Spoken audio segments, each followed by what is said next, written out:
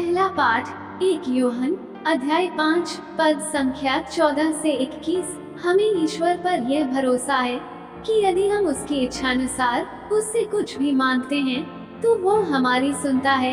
यदि हम यह जानते हैं कि हम जो भी मांगे वो हमारी सुनता है, तो हम यह भी जानते हैं कि हमने जो कुछ मांगा है वो हमें मिल गया है।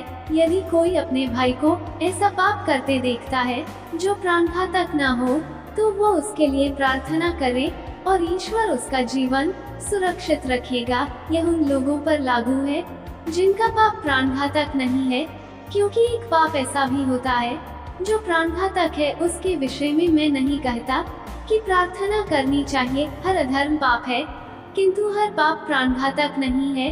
हम जानते हैं कि ईश्वर की संतान पाप नहीं करती। ईश्वर का पुत्र उसकी रक्षा करता है और वो दुष्ट के वंश में नहीं आती। हम जानते हैं कि हम ईश्वर के हैं, जबकि समस्त संसार दुष्ट के वश में है। हम जानते हैं कि ईश्वर का पुत्र आया है और उसने हमें सच्चे ईश्वर को पहचानने का विवेक दिया है। हम सच्चे ईश्वर में निवास करते हैं क्योंकि हम उसके पुत्र ईसा मसीह में निवास करते हैं। यही सच्चा ईश्वर और अनंत जीवन है।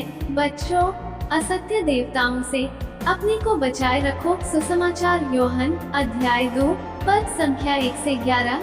तीसरे दिन गलीलिया के काना में एक विवाह था। ईसा की माता वही थी। ईसा और उनके शिष्य भी विवाह में निमंत्रित थे। अंगूरी समाप्त हो जाने पर ईसा की माता ने उनसे कहा, उन लोगों के पास अंगूरी नहीं रह गई है।